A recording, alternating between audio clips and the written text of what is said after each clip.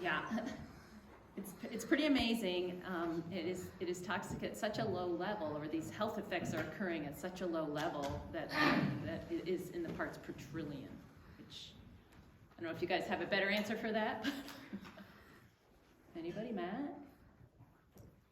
That sounds pretty good. Okay. Yes.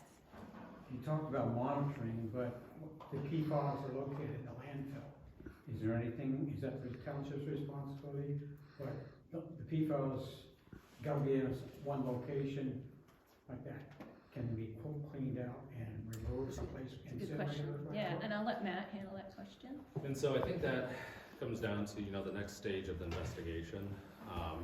We really need to determine like what the extent is around the landfill and how much it's moved before any sort of, action could be taken on how to remediate. I think that's kind of where we are right now. We need more information before we can make a final determination on what could be done, if anything needs to be. So if that material is taken out, is it taken someplace where it's incinerated? How's it? I see what you're saying. If not speaking as far as like this is what would be done at Fruitland, but in general, if you had an excavation, you'd have to go to the landfill that'd be willing to accept, or it'd have to be taken to appropriate disposal facility that could handle PFAS contaminated waste. But again, that's not what we're discussing with Fruitland currently.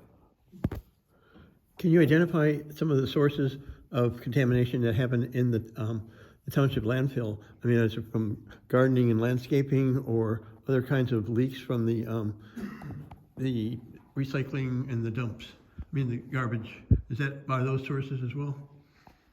A lot of the historic products, anything from like a pizza box that would have some sort of like non-stick coating or like coating to prevent the box from actually getting like greasy.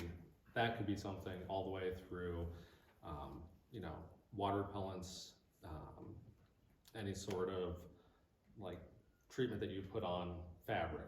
So, I mean, it's a whole list of items that could have been put in that would be just household products that at the time you just wouldn't know. Yeah. I worked for the Water Resource Institute at Grand Valley, doing education for kids, and I happened to ask one of the scientists there. I showed him the numbers from the landfill, and he said it looks like what came from industrial. The numbers suggest to him that it could have been industrial.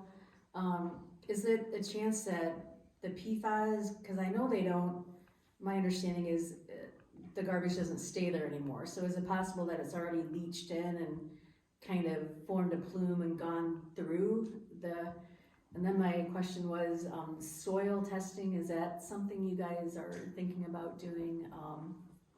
Because you talked about the soil, breathing it in and that, So again, I think, Alan is going to present on behalf of the township, the next steps of the investigation, and it's hard to say what a plume or whatever, how it's moved without doing more investigation. And so, we did the residential well to make sure that people are drinking clean water. yeah. And so moving into the next investigation, that's what Fruitland's going to do, is kind of delineate a little more of where and what it is.